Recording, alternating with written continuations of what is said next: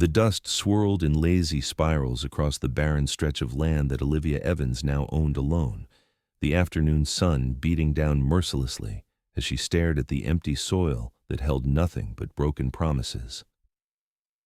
3 weeks had passed since her husband Thomas had abandoned her with nothing but a hastily scrawled note and this worthless plot of dirt outside Silver Spring, Arizona territory, a plot that was supposed to have been their future, their dream, their legacy. The year was 1878, and dreams died easy in the West. Olivia wiped her brow with the back of her hand, her cotton dress clinging to her tall, slender frame in the unforgiving heat.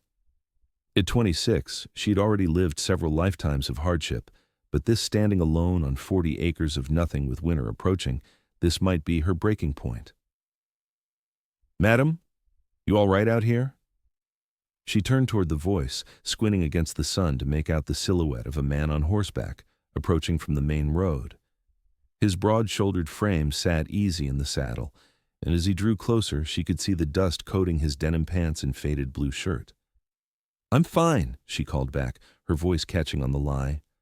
The rider slowed his chestnut mare to a stop several yards away, removing his hat to reveal tousled sandy brown hair and a face weathered by sun and wind, yet still youthful. He couldn't be much older than 30. "Pardon my forwardness, but you don't look fine," he said, his eyes a startling shade of green, taking in her exhausted posture and the empty land stretching behind her. "I'm Adam Quincy. I run cattle about 5 miles east." "Olivia Evans," she replied, not bothering to extend her hand. "And this is my land, Mr. Quincy." "Evans?" He frowned slightly. "I heard Tom Evans lit out for California some weeks back." A fresh wave of humiliation washed over her. News travels fast. Small towns always do. He dismounted in one fluid motion, leading his horse closer but maintaining a respectful distance. "Forgive me, Mrs. Evans. I didn't mean to bring up painful matters." "It's hardly a secret." Olivia gestured to the barren expanse around them. "Thomas left me with empty land and emptier promises." Adam surveyed the property with a critical eye. Good soil, though. With water from the creek yonder and the right touch, this land could yield plenty. Olivia laughed, a bitter sound that scratched her dry throat. "I'm alone, Mr. Quincy. I have no means to work this land, no seeds to plant, and winter will be here before long." He studied her for a long moment, then glanced back at the plot. "Then let us plant love here." She blinked, certain she'd misheard him. "I beg your pardon?" A faint flush colored his tanned cheeks. "I meant not." He cleared his throat. "I meant that this land needs love, Mrs. Evans. Care and attention. I've been looking to expand my operation. Perhaps we could come to an arrangement." "What sort of arrangement?" Suspicion edged her voice. "A business one, madam. I could use this land for grazing some of my younger stock. In exchange, I'd help you get a proper garden started, maybe some chickens. Enough to see you through until you decide what you want to do long term." Olivia studied him, searching for deceit in those earnest green eyes and finding none. Still, she'd trusted a man before, and look where that had gotten her. "Why would you help me? You don't know me." Adam replaced his hat, adjusting it against the sun. "My mother was left in similar circumstances when I was 12. If not for neighbors helping out, we wouldn't have survived that first winter." He paused. "Besides, letting good land go to waste is a sin in these parts." The wind picked up, sending another cloud of dust spiraling between them. Olivia thought of the nearly empty pantry in her small cabin, of the approaching cold months, of the crushing loneliness that awaited her. "I'll consider it, Mr. Quincy," she finally said, "but I make no promises." A small smile lifted the corner of his mouth. "Fair enough, Mrs. Evans. I'll ride back this way tomorrow. Perhaps by then you'll have decided." He mounted his horse with practiced ease. "Good day to you." Olivia watched him ride away, his straight back gradually becoming smaller against the vast landscape. She looked down at her wedding band, still circling her finger like a shackle to a broken past. By the time she reached her cabin, she'd removed the ring and placed it in a small wooden box where she kept the few valuables she possessed. Tomorrow, she would give Adam Quincy her answer. Tonight, she would allow herself one last cry for the dreams that had withered in the Arizona sun. The morning brought clarity along with the dawn. Olivia had spent a restless night weighing her options, which were painfully few. She could try to sell the land, but who would buy an undeveloped plot from a desperate woman? She could abandon it as Thomas had abandoned her, but where would she go? Or she could accept Adam Quincy's offer and, at the very least, buy herself some time. She was feeding her lone horse, an aging mare named Penny, when she heard the approaching hoofbeats. Adam Quincy rode up just as the sun cleared the eastern hills, the morning light catching the gold flecks in his green eyes. "Morning, Mrs. Evans," he called, dismounting and leading his horse to the water trough. "Hope I'm not calling too early?" "I've been up since before dawn, Mr. Quincy," she replied, brushing hay from her simple blue dress. "Country living doesn't allow for idle mornings." He nodded appreciatively. "That it doesn't." His gaze swept over the small cabin, the lean-to-stable, the patch of ground she'd tried to coax into a garden. "You've done well with what you have." "It's not enough," she admitted, the words bitter on her tongue. "I've thought about your proposal. And I'd like to hear the details before I agree to anything." Adam leaned against the fence post. "Fair enough. I've got about 60 head of cattle now, mostly Herefords, good stock. But my grazing land gets thin come summer's end." "Your 40 acres would ease that burden considerably."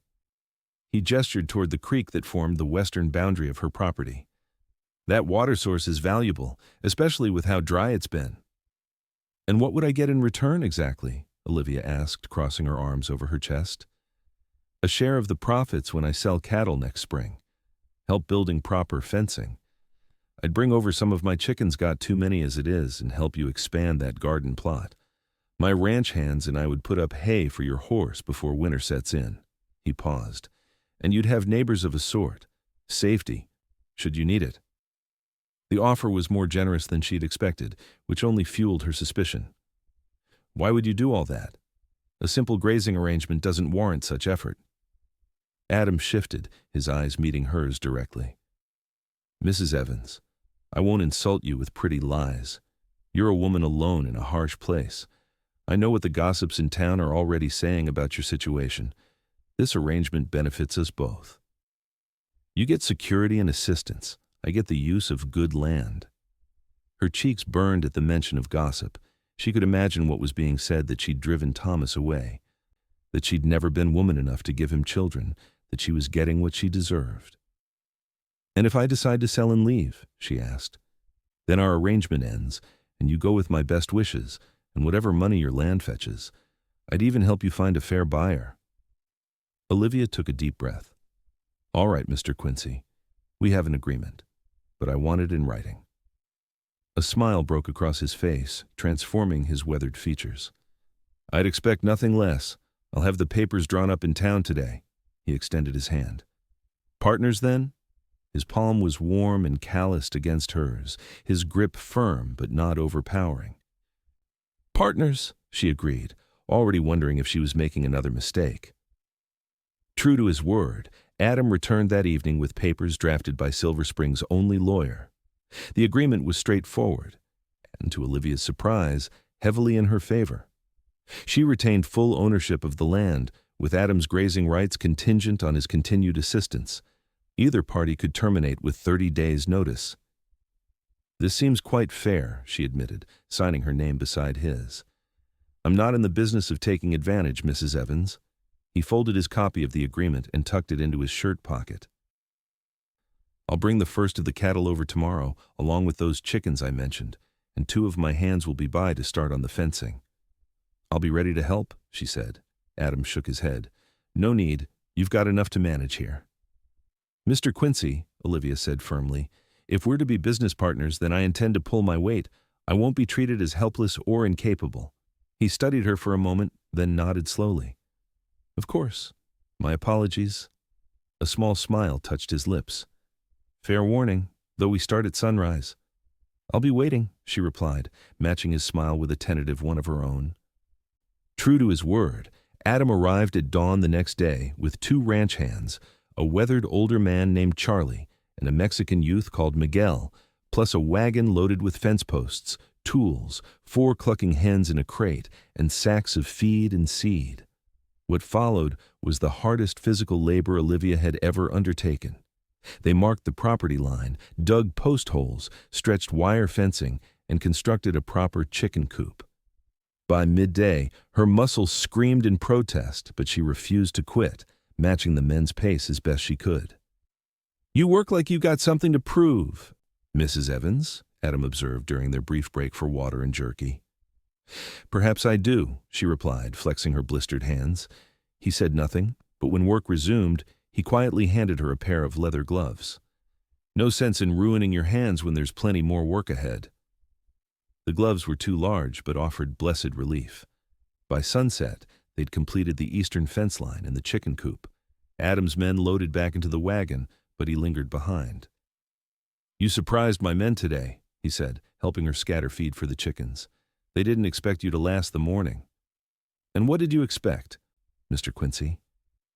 His eyes met hers, something like admiration in their depths. "Exactly what I saw. Determination." Heat that had nothing to do with the day's labor rushed to her cheeks. "Thank you for the gloves, and everything else." "We've only just begun, Mrs. Evans." He mounted his horse. "We'll be back tomorrow to finish the fencing and bring the first cattle." As Olivia watched him ride away, she realized that for the first time since Thomas's departure, she was looking forward to tomorrow. The next week established a rhythm to their work.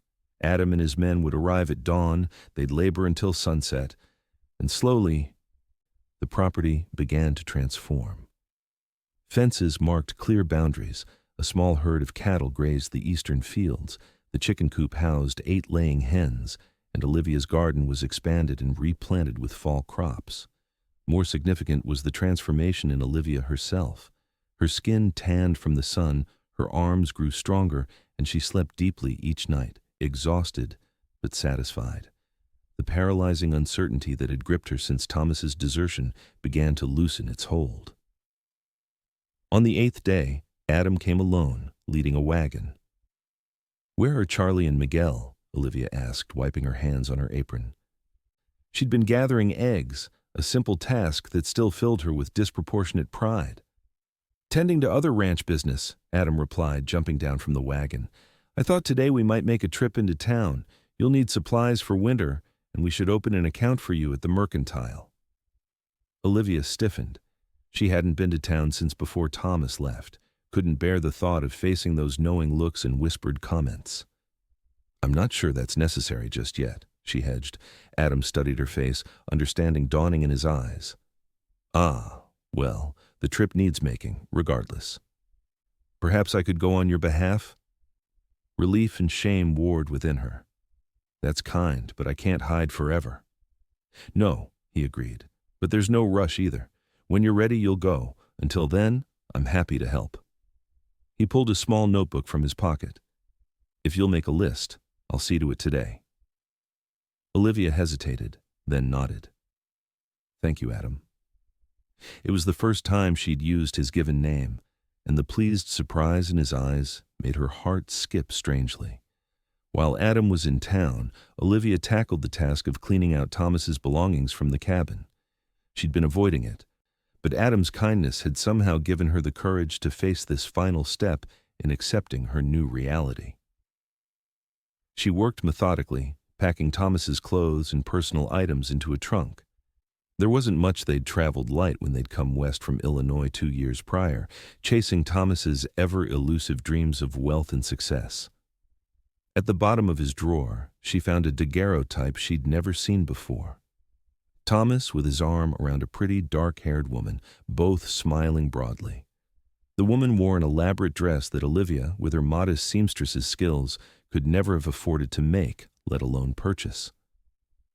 She turned the image over and found an inscription. "To my dearest Thomas, all my love, Sophia." The betrayal shouldn't have hurt after everything else, but it did a fresh wound atop barely healed scars. She was still sitting on the bed, the image in her hand, when Adam returned. "Olivia," he called, knocking on the open door. "I've brought your supplies," and he stopped when he saw her face. "What's wrong?" Wordlessly, she handed him the photograph. He studied it, his expression darkening. "I see," he said finally, returning it to her. "I'm sorry." "Don't be." At least now I know why he left. She tucked the image into the trunk and closed it firmly. Did you get everything? Adam accepted the change of subject with a nod. Everything on your list, plus a few extras I thought might be useful. He hesitated. There's something else? The station master had a letter for you. Her heart lurched. From Thomas? No. Postmark says Illinois. Relief and curiosity replaced her momentary panic. The only person who might write her from Illinois was her childhood friend Rebecca. The letter, when she opened it, confirmed her guess. Rebecca wrote of hometown news and expressed concern over Olivia's abrupt westward journey with Thomas. The final paragraph, however, made her gasp. Adam, listen to this. I must tell you that Thomas's brother William passed through our town last month. He was quite surprised to hear you and Thomas had gone west, as apparently Thomas had written to the family claiming he was moving to Boston to work in his uncle's shipping business. William said Thomas had always spoken of a sweetheart in Boston named Sophia, though the family had never met her. I fear, dear Olivia, that your husband may not have been entirely truthful with any of us. That no good lying. Adam cut himself off. Forgive me, I shouldn't speak ill of your husband. Ex-husband, as far as I'm concerned, Olivia said firmly, surprising herself with the conviction in her voice. Thomas lied to everyone. Me, his family, probably this Sophia as well. She folded the letter carefully. In a strange way, it's liberating. I've been torturing myself, wondering what I did wrong, how I failed him. But it was Thomas who was broken, not our marriage. Adam was quiet for a long moment. You're an extraordinary woman. Olivia Evans. The simple sincerity in his voice made her look up sharply. Their eyes met, and something electric passed between them before he glanced away, clearing his throat. I should get those supplies unloaded before dark, he said, moving toward the door. Adam, she called, stopping him. Thank you for everything. He tipped his hat, a small smile playing at his lips. Partners, remember?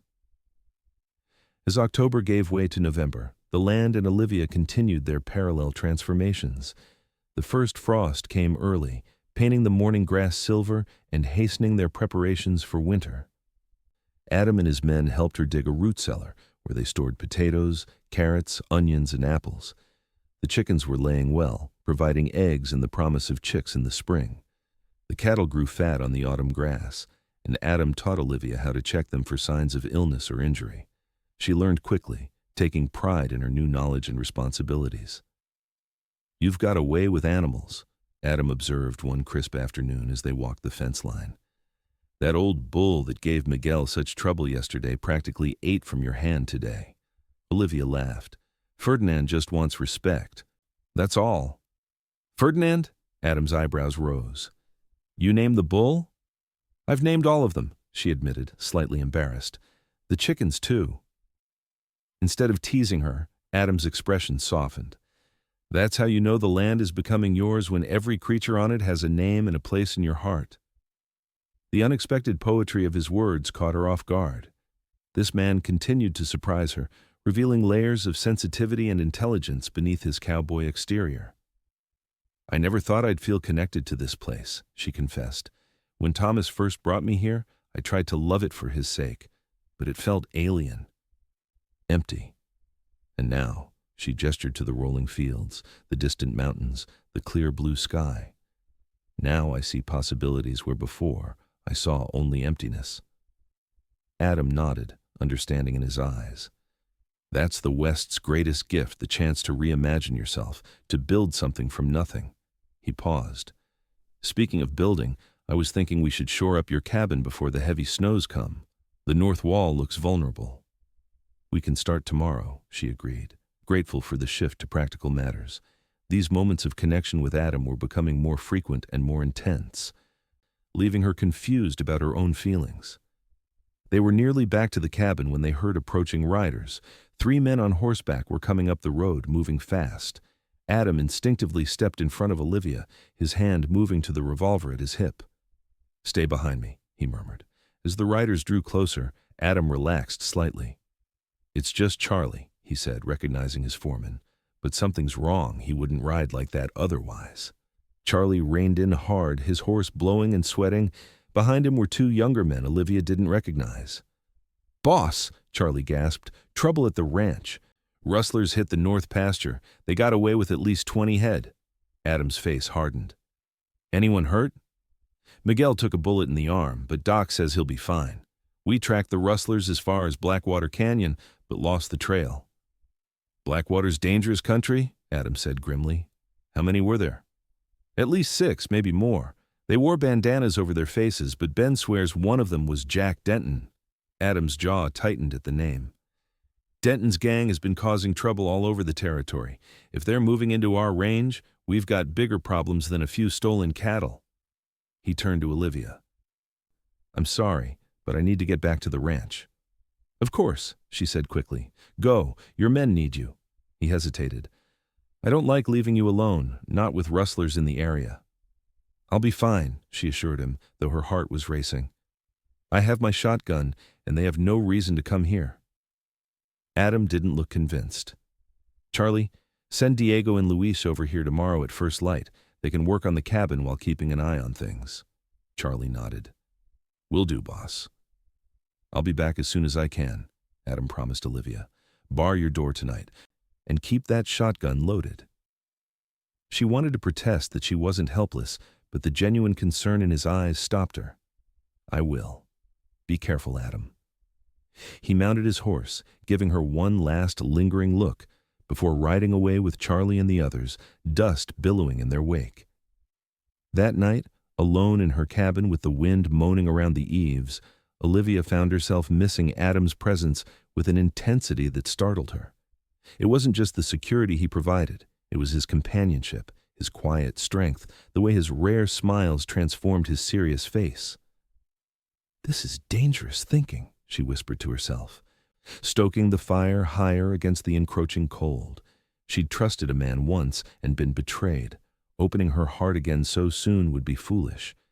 And yet, as she finally drifted to sleep, it was Adam's face that followed her into her dreams. True to Adam's instructions, Diego and Luis arrived at dawn. They were courteous but not overly friendly, clearly there to do a job and keep watch rather than make conversation. They worked efficiently on reinforcing the cabin's north wall, and by midday had made significant progress. Olivia was just bringing them water when hoofbeats announced another visitor. Her heart leapt, expecting Adam, but instead, she saw a stranger approaching a well-dressed man on an expensive-looking horse. Diego and Luis immediately moved to flank her, hands resting near their weapons. "Mrs. Evans?" the stranger called, stopping a respectful distance away. "My name is James Blackwell, representing the Territorial Mining Company." "What do you want, Mr. Blackwell?" Olivia asked, wary of his city clothes and smooth manner. "I'd like to discuss a business proposition regarding your property." He smiled, revealing perfect white teeth. "May I dismount?" She nodded cautiously. Diego and Luis remained at her side as Blackwell tied his horse to the fence post and approached, removing his hat. "Beautiful land you have here, Mrs. Evans," he said, glancing around appreciatively. "I understand you've been managing it alone since your husband's departure." The pause before the last word held insinuation that made Olivia bristle. "I'm not alone, Mr. Blackwell, as you can see. What proposition are you offering?" If her bluntness surprised him, he didn't show it. "The Territorial Mining Company has reason to believe there may be copper deposits beneath your property. We'd like to purchase the land for a very generous sum." He named a figure that made Olivia's breath catch. It was more money than she'd ever seen in her life. "I'm not interested in selling," she said, recovering quickly. Blackwell's smile tightened. "Perhaps you should take some time to consider. A woman alone." "Mrs. Evans isn't alone," came a deep voice from behind them. Adam rode up, his expression thunderous as he dismounted. "And this land isn't for sale." "Mr. Quincy," Blackwell acknowledged with a slight nod. "I was just explaining to Mrs. Evans the benefits of selling to the company rather than struggling to maintain a property that's clearly too much for her to handle." "Yet she seems to be handling it just fine," Adam replied, moving to stand beside Olivia. "And she's already told you she's not interested." Blackwell's friendly demeanor hardened. "This matter doesn't concern you, Quincy. Unless His gaze flicked between Adam and Olivia. "Ah, I see. Well, Mrs. Evans, when you tire of playing farmer with your friend, here, our offer remains open." He handed her a business card. "Think carefully about your future." "Good day, Mr. Blackwell," Olivia said firmly, taking the card but making no promise to consider his offer. They watched in silence as Blackwell mounted his horse and rode away. Once he was out of earshot, Adam turned to her.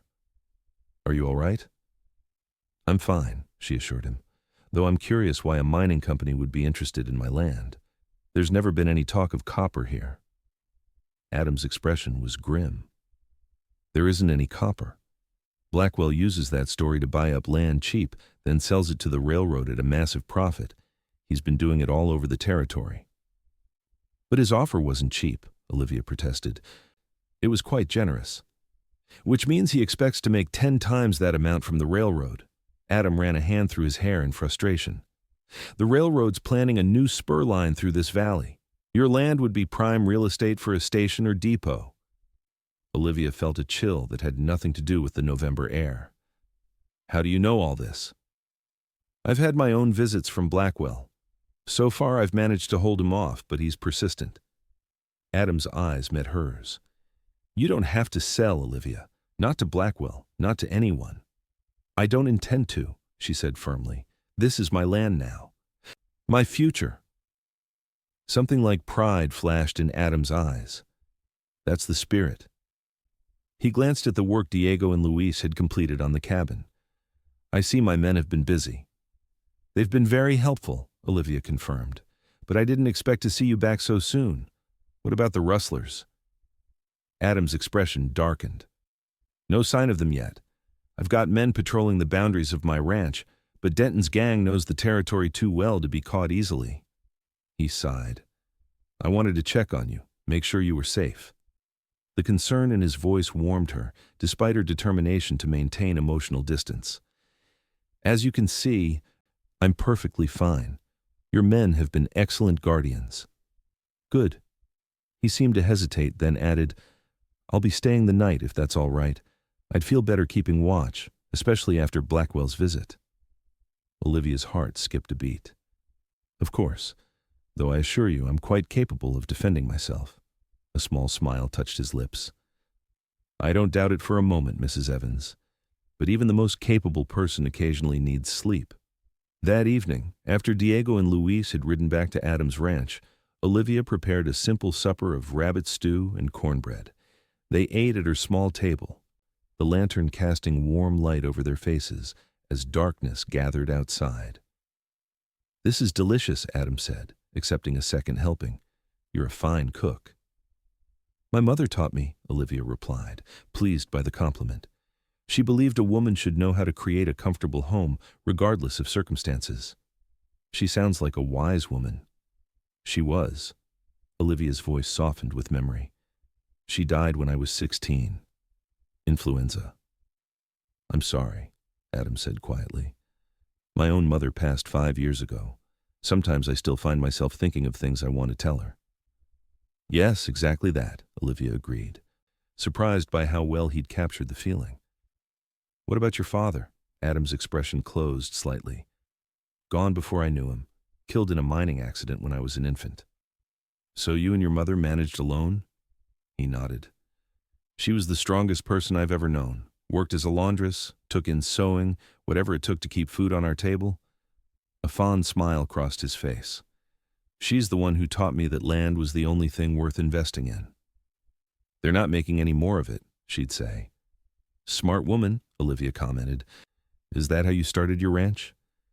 "In a way." Adam's eyes grew distant with memory. "I worked cattle drives from Texas up to Kansas for years, saving every penny. When I had enough, I bought my first 100 acres and 10 head of cattle. Built it up from there." "You've done well for yourself," Olivia observed.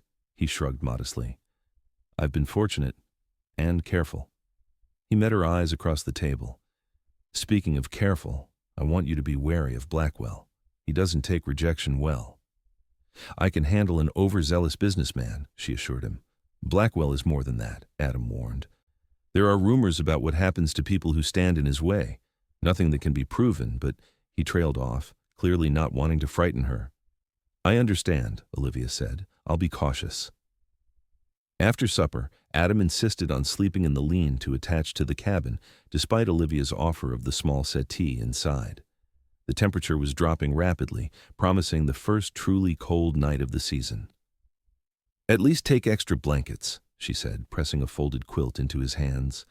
It's going to freeze tonight. Their fingers brushed during the exchange, sending an unexpected jolt of awareness through her. Adam seemed to feel it too, his eyes darkening as they met hers. Thank you, he said, his voice rougher than usual. Good night, Adam, she replied softly, retreating into the cabin before she could do something foolish, like invite him to stay. Inside, she leaned against the closed door, her heart racing with emotions she wasn't prepared to name. She had known Adam Quincy for barely a month, yet somehow he had become essential to her world in a way Thomas never had, despite their 2 years of marriage. This is madness, she whispered to herself, pure madness. But as she lay in bed that night, listening to the wind and knowing Adam was just outside, standing guard over her and her land, she couldn't deny the truth any longer. She was falling in love with him. The realization should have terrified her. Instead, it settled in her heart like a seed taking root in fertile soil, tentative, but full of promise. Dawn broke clear and cold, the ground sparkling with frost when Olivia stepped outside. Adam was already awake, feeding the horses and checking the chicken coop. Morning, he called, his breath fogging in the chill air. Hope you slept well. Better than you, I imagine, she replied, noting the shadows under his eyes. Did you sleep at all? He shrugged. Enough. We should get an early start on that north wall if we want to finish before the weather turns. They worked side by side throughout the morning, Adam teaching Olivia how to properly chink the gaps between logs with a mixture of clay, straw, and lime.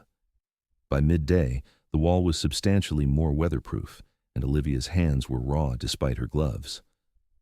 You're a quick study, Adam observed as they paused for a simple lunch of bread, cheese, and dried apples. I've always been good with my hands, she replied. Before I married Thomas, I worked as a seamstress in my father's tailor shop. Is that where you met him? She nodded. He came in for a suit, said he needed to look presentable for business meetings. He was so charming, so full of big dreams. Her voice turned wistful. My father warned me that men with such grand visions often have trouble seeing what's right in front of them, but I was young and in love. Your father sounds like a wise man. He was, Olivia agreed. He died a year after Thomas and I married. I think it broke his heart to see us leave for the West, though he never said as much. Adam was quiet for a moment. Do you regret coming? She considered the question seriously. I regret following blindly, without considering what I truly wanted. But no, I don't regret being here. Her eyes met his, especially now. Something intense flickered in Adam's gaze before he looked away, focusing on his food. I should check the cattle after lunch, he said, his tone deliberately casual. Make sure they're settled in the south pasture, where there's better shelter from the wind. Olivia felt a pang of disappointment at his withdrawal, but nodded. Of course. They finished eating in companionable silence. Then Adam saddled his horse while Olivia cleared away the dishes. She was at the water pump when she heard hoofbeats approaching too many for just Adam returning. Wiping her hands on her apron, she walked around the cabin to see 5 riders approaching at a steady pace. Adam was already there, positioned between the oncoming men and the cabin, his stance alert. As the riders drew closer, Olivia could see they were a rough-looking bunch, unshaven and trail-worn. The man in the lead had a jagged scar running from his left eye to his chin, giving his face a permanently sneering appearance. That's Jack Denton, Adam said in a low voice as she came to stand beside him. The rustler I told you about. What does he want? Nothing good. Adam's hand rested near his holstered gun. Stay behind me. Denton reined in about 20 feet away, his men fanning out slightly behind him. His cold eyes assessed the situation, lingering on Olivia in a way that made her skin crawl. Quincy, he drawled, nodding lazily. Ain't this cozy? Heard you was looking for me. You stole 20 of my cattle, Denton, Adam replied evenly. I want them back. Denton laughed, an ugly sound. Them cows are halfway to Mexico by now. But don't you worry, I aim to replace them. His gaze shifted to the small herd grazing in Olivia's south pasture. Them beeves look right fine. Those cattle are under my protection, Adam said, his voice hardening, as is this land and Mrs. Evans. Mrs. Evans, is it? Denton's gaze returned to Olivia, more calculating now. Heard tell you was Tom Evans's widow. Didn't know he was dead. He's not, Olivia replied before she could stop herself. He abandoned this land and his responsibilities. Did he now? Denton seemed amused. Man must be a fool, leaving a pretty piece like you behind. His eyes narrowed. Or maybe he knew something about this land that made him run. Adam tensed beside her. State your business, Denton, and then move on. Just being neighborly, Denton replied with mock innocence. Thought the lady might need some help being all alone. His smile revealed tobacco-stained teeth. Or maybe not so alone, eh, Quincy? Mrs. Evans is doing fine, Adam said coldly, and she's not interested in your kind of help. Denton's expression hardened. Seems to me you don't speak for the lady. He looked directly at Olivia. What say you, Mrs. Evans? You happy with your current arrangement? Olivia stepped forward, ignoring Adam's attempt to keep her behind him. Mr. Quincy and I have a business partnership that works well for both of us. I have no need or desire for any additional arrangements, especially with men who steal from their neighbors. A tense silence followed her declaration. Then Denton threw back his head and laughed. She's got spirit, I'll give her that. His amusement vanished as quickly as it had appeared. But spirit don't stop bullets, madam, and it don't keep a body warm in winter. His gaze hardened. You do well to remember that folks who cross Jack Denton tend to have unfortunate accidents. Is that a threat? Adam demanded, his hand now resting on his gun. Just a friendly warning, Denton replied, signaling his men to turn their horses. We'll be seeing you both real soon. They watched in tense silence as the riders departed, not relaxing until they were well out of sight. We need to get you to town, Adam said, turning to Olivia with urgency in his voice. It's not safe for you here, not with Denton making threats. I'm not running away, she replied firmly. This is my land, Adam. I won't be frightened off it. Olivia, be reasonable. Denton is dangerous. So am I, she interrupted, her chin lifting defiantly. I survived my husband's betrayal. I survived being left alone with nothing, and I'll survive Jack Denton's threats. Her voice softened at the concern in Adam's eyes. Besides, I'm not alone anymore. We're partners, remember? Adam stared at her for a long moment, conflicting emotions playing across his face. Finally, he sighed. All right. But I'm staying here, at least until we know what Denton's planning, and I'm sending for more of my men. That seems reasonable, she conceded. He gave her a look that was equal parts exasperation and admiration. You are the most stubborn woman I've ever met, Olivia Evans. Despite everything, she smiled. I believe that's the nicest thing you've ever said to me, Adam Quincy. A reluctant smile tugged at his lips in return.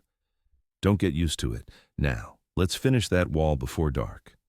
Adam sent one of his men to town with messages for the sheriff about Denton's threats and instructions for more ranch hands to come reinforce their position at Olivia's farm. Meanwhile, they continued working on the cabin, completing the north wall repairs and moving on to checking the roof for leaks before the weather turned. Over the next few days, a tense routine established itself.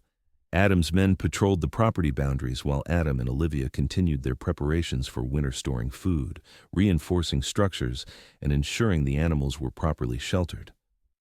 At night, Adam insisted on keeping watch, though he now accepted Olivia's settee instead of sleeping in the freezing lean-to. Despite the underlying tension of waiting for Denton's next move, Olivia found herself enjoying Adam's constant presence. They talked for hours in the evenings by the fire, sharing stories of their pasts and dreams for the future. Adam spoke of expanding his cattle operation, perhaps adding sheep. Olivia admitted her desire to perhaps start a small business, making and altering clothes for the growing population of Silver Spring. You could do that now, Adam encouraged when she mentioned it. There's plenty of room in the cabin for a sewing table, and I could bring you supplies from town. Perhaps in the spring, she said, once things are settled. They both knew she meant once the threat of Denton was resolved, one way or another. On the fourth night after Denton's visit, a fierce storm blew in from the mountains. Rain lashed against the windows, and wind howled around the cabin's eaves, testing their recent repairs. At least the north wall's holding, Olivia observed, adding another log to the crackling fire.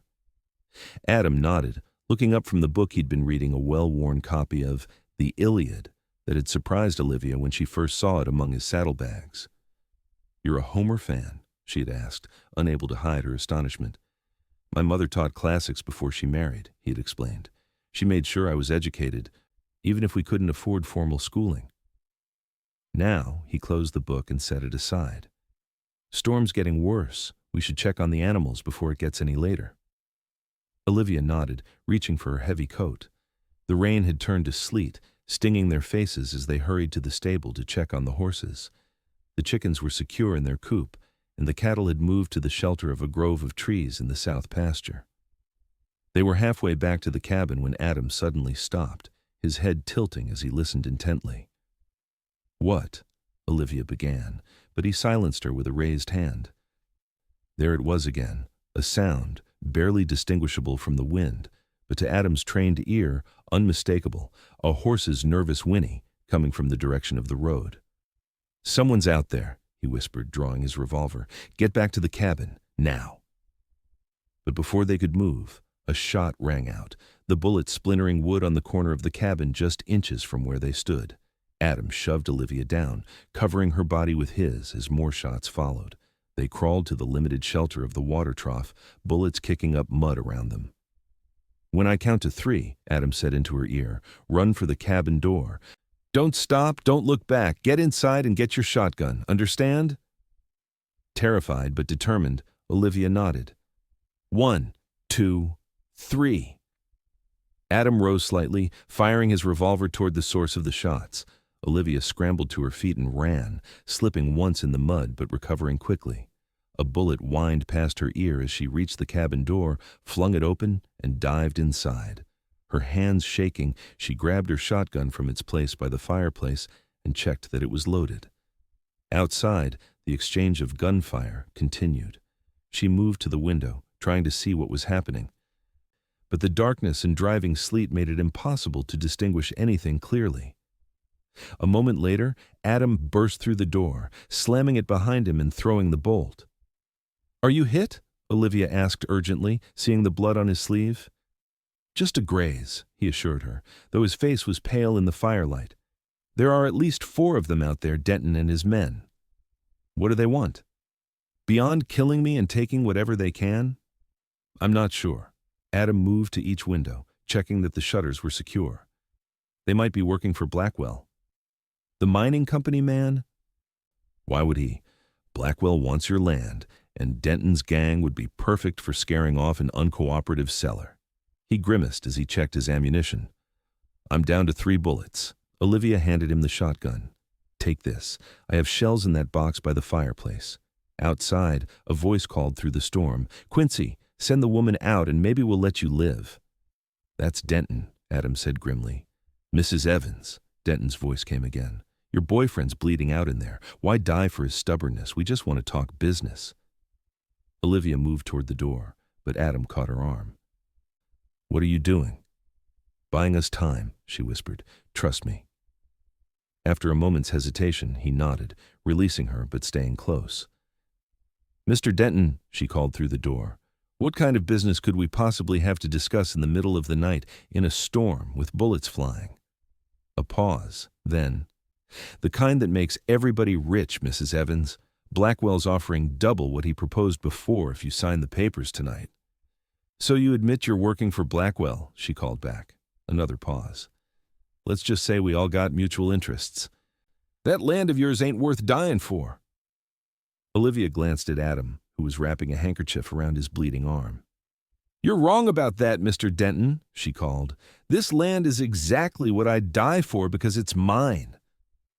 A burst of gunfire answered her, bullets thudding into the cabin walls and shattering one of the shuttered windows. Adam pulled Olivia down to the floor beside him.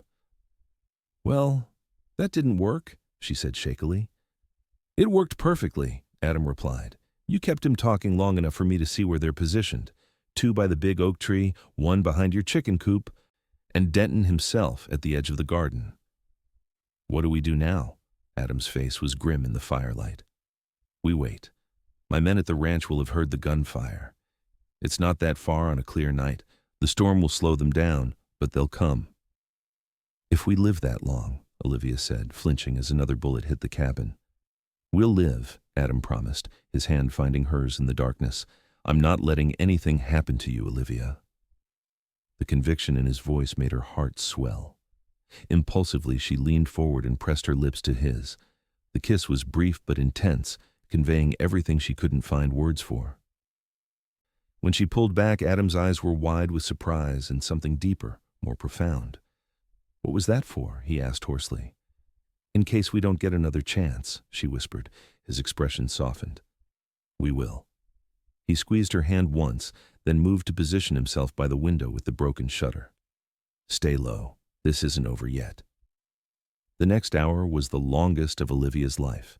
The gunfire became sporadic as both sides conserved ammunition. The storm continued to rage, the wind and sleet providing an eerie backdrop to the occasional bullet striking the cabin. Adam moved between windows, watching for any attempt by Denton's men to rush the cabin. "They're getting impatient," he said quietly after a long silence from outside. "Denton knows his advantage is slipping away the longer this goes on." As if to confirm his assessment, Denton's voice called out again. "Last chance, Quincy. Send the woman out now or we burn you both out." Adam's jaw tightened. They've been trying to get close enough to start a fire, but the weather's working against them. Still, we need to be ready to move if they manage it. Olivia nodded, trying to control her trembling. "The root cellar," she suggested. "If they set fire to the roof, we could retreat there." "Good thinking," Adam approved. "Get anything valuable you can't replace and be ready to move quickly." Olivia gathered her mother's Bible, her father's pocket watch, and the few letters and photographs she treasured, wrapping them in oilcloth and securing them inside her coat. Adam, meanwhile, continued his vigilant watch. Suddenly, he tensed. "They're moving," he whispered, trying to circle around to the back of the cabin. He raised the shotgun, waiting for a clear shot. Outside, a shape darted between the chicken coop and the lean-to. Adam fired, the blast deafening in the small cabin. A cry of pain followed, then cursing. "Got one," Adam said grimly, reloading. "But they'll be more careful now." The words had barely left his mouth when something flaming arced through the air, crashing through the broken window. A bundle of oil-soaked rags landed on the cabin floor, flames spreading rapidly despite the dampness. "The cellar!" Adam shouted, grabbing Olivia's arm. "Now!" They scrambled toward the trap door in the corner of the cabin, choking as smoke filled the small space. Adam threw the door open and helped Olivia down the ladder, following quickly behind her. Above them, the fire was spreading to the furniture, the heat intense even from below. "We can't stay here long," Adam said, looking up at the wooden beams of the ceiling, the cabin's floor. "If the fire spreads—" "We'll be trapped," Olivia finished, fear clutching at her throat. Adam checked his revolver, 2 bullets left, and picked up the shotgun again. "We need to make a run for the stable. If we can get to the horses—" A thunderous crash from above interrupted him. Part of the cabin's roof had collapsed, sending burning debris across the floor. Through the cellar's small vent window, they could see the orange glow of the fire reflected in the driving sleet. "Now or never," Adam said grimly, moving toward the cellar's outside entrance, a slanted door that opened to the yard behind the cabin. He eased it open a fraction, peering out into the storm. "I don't see anyone. They probably think we're still inside." He turned to Olivia. "When I say go, run straight for the stable. Don't stop for anything. I'll be right behind you." She nodded, gathering her courage. "Adam," she said softly, "if something happens—" He silenced her with a quick, fierce kiss. "Nothing's going to happen. We're going to make it. Together." Before she could respond, he threw the cellar door fully open. "Go!" Olivia ran. The icy sleet stinging her face, her feet slipping in the mud. Behind her she heard Adam's shotgun blast once, twice. Ahead the stable loomed dark against the night sky. She was halfway there when a figure stepped out from behind the corner of the burning cabin. "Going somewhere, Mrs. Evans?" Jack Denton's scarred face gleamed orange in the firelight, his revolver pointed directly at her. Olivia froze, her heart hammering in her chest. "Shame about your pretty little cabin," Denton said, his voice almost conversational. "But Blackwell pays well for results, and he wants this land cleared. Drop the gun." "Denton," came Adam's voice from behind her, steel in every syllable. Denton's eyes flicked over her shoulder, his lip curling. "You're in no position to be giving orders, Quincy. I've got 2 men still standing, and you're bleeding out." "Your men are busy trying to put out the fire that's spreading to their horses," Adam replied evenly. "And I've got enough bullets left to send you to hell where you belong." Indecision flashed across Denton's face. Then, with startling quickness, he lunged forward, grabbing Olivia and pulling her against him as a shield, his gun pressed to her temple. "Drop your weapons, or she dies right now," he snarled. Time seemed to slow. Olivia could feel Denton's ragged breathing, smell the whiskey and tobacco on him. Behind her she sensed, rather than saw, Adam lowering his weapons. "That's better," Denton said. "Now, here's what's going to happen. Mrs. Evans is going to sign over her land to Blackwell, and then maybe if I'm feeling generous, I'll let you both live." "The papers were in the cabin," Olivia said, her voice steadier than she felt. "They're ashes now." Denton's grip tightened painfully on her arm. "Don't get clever with me, woman. Blackwell can draw up new papers." A new sound cut through the storm hoofbeats, many of them approaching fast from the east. Relief flooded through Olivia. Adam's men had arrived. Denton heard it too. His grip faltered for just an instant, but it was enough. Olivia drove her elbow back with all her strength, connecting with his ribs. As he grunted in pain, she twisted away, dropping to the ground. A gunshot cracked through the air, then another. Denton staggered, a look of surprise on his face as he fell to his knees, then forward onto the muddy ground. Adam was at Olivia's side in an instant, helping her to her feet, his arm tight around her waist. "Are you hurt?" She shook her head, trembling with reaction.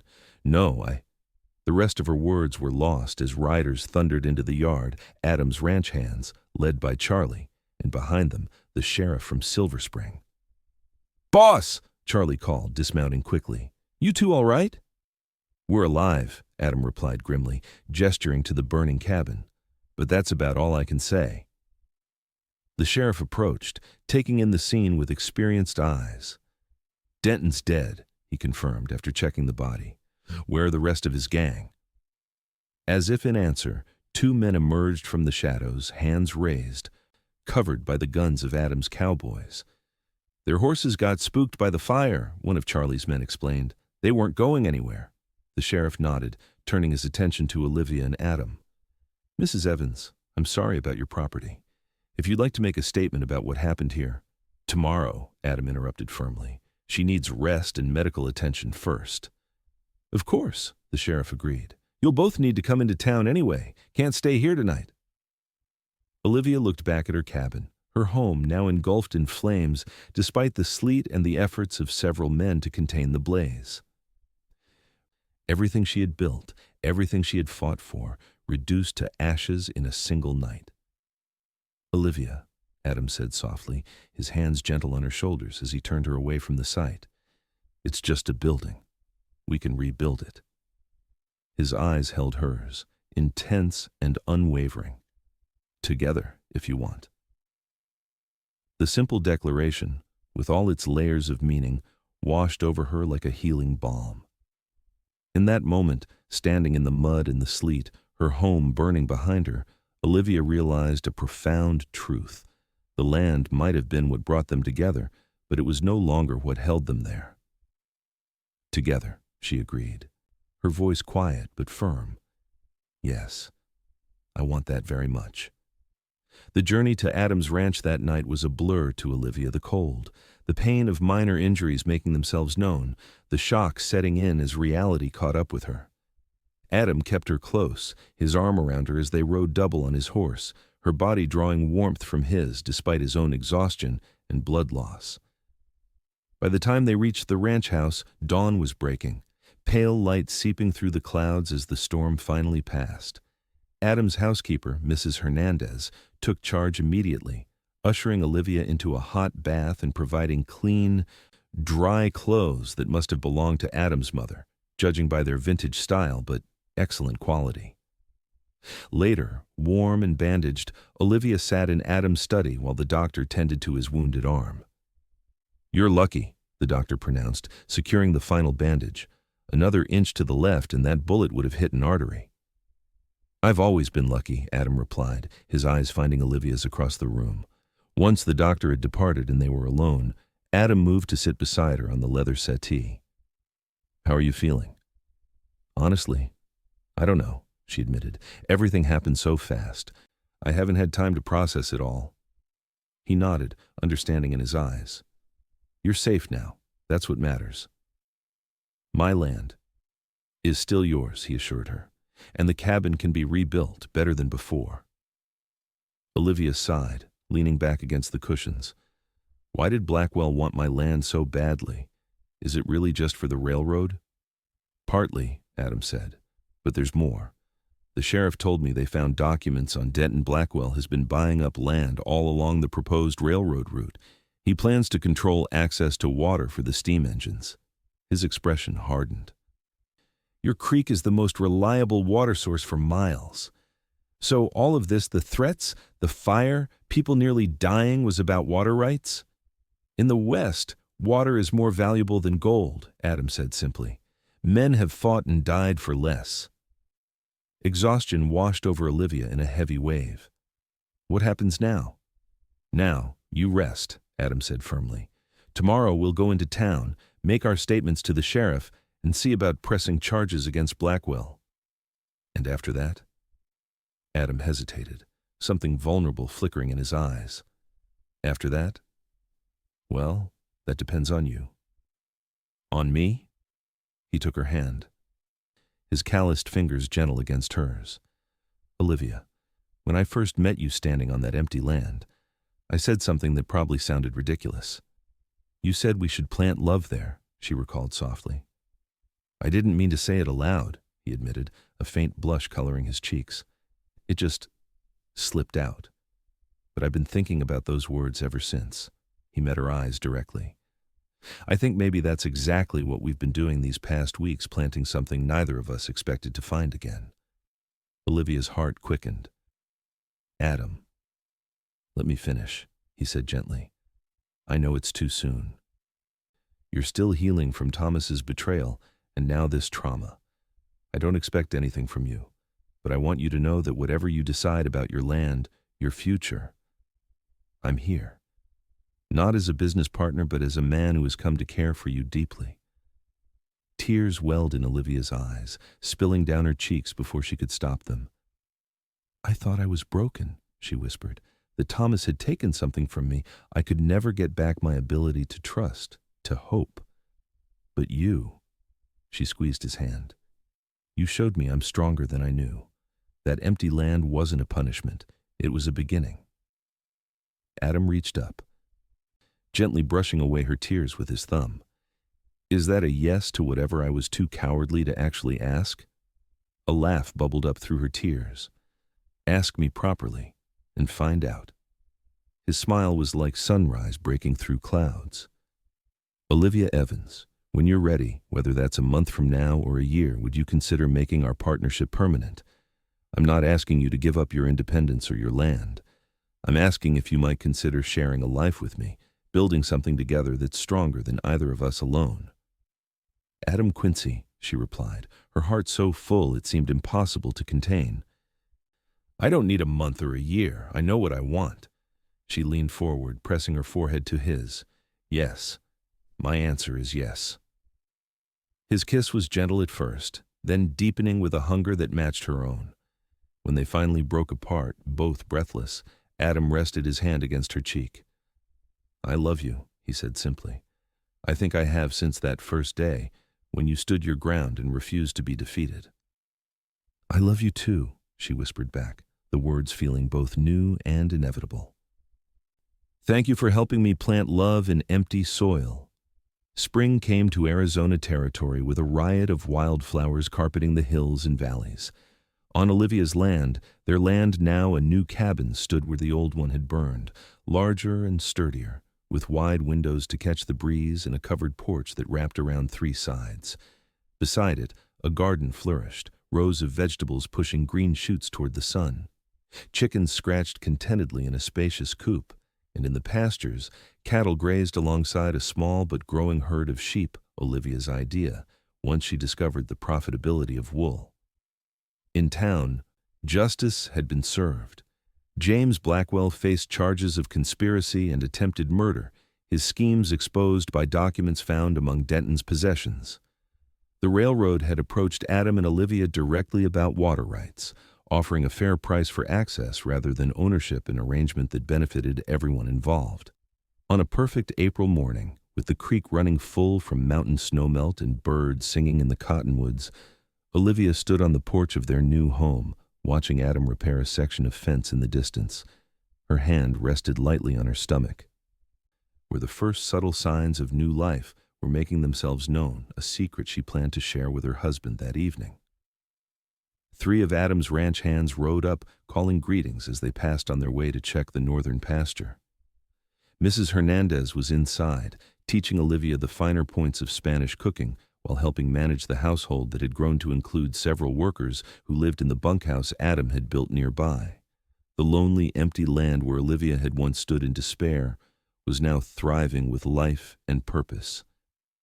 And at its heart stood the love that had taken root between 2 people who had found each other when they needed it most. "Penny for your thoughts," came Adam's voice as he climbed the porch steps, wiping sweat from his brow. He'd ridden back without her noticing, too lost in her reflections. Olivia smiled, turning to face the man who had become her husband 2 months earlier in a simple ceremony in Silver Spring's small church. "I was just thinking about that day we met," she said, reaching up to brush a smudge of dirt from his cheek. "About empty land and new beginnings." Adam's arms encircled her waist, drawing her close. "Having regrets, Mrs. Quincy?" "Not a single one, Mr. Quincy." She leaned into his embrace, savoring the solid strength of him. "In fact, I was thinking it might be time to expand our family." He pulled back slightly, his eyes searching hers. "Olivia, are you saying—" She nodded, joy bubbling up inside her. "According to my calculations, we should welcome our first child around Thanksgiving." The look of wonder that spread across Adam's face was everything she could have hoped for. He let out a whoop of joy that sent the chickens scattering, then lifted her off her feet in a gentle spin before setting her carefully back down. "A baby," he murmured, his hand moving reverently to her still flat stomach. "Our baby." "The first of many, I hope," Olivia said, covering his hand with her own. "We have plenty of room, after all." Adam's smile was radiant as he bent to kiss her. "Remember what I said that first day?" he asked when they parted. "About planting love here?" Olivia nodded, her heart too full for words. "Looks like that crop is coming in mighty fine," he said, his voice rough with emotion. As the Arizona sun bathed them in golden light, Olivia thought of how far they had come from emptiness to abundance, from loss to love. The land that had once seemed a burden was now the foundation of their future, rich with promise and possibility. "Yes," she agreed, leaning her head against her husband's shoulder as they gazed out over their thriving homestead. "The finest harvest I could ever imagine."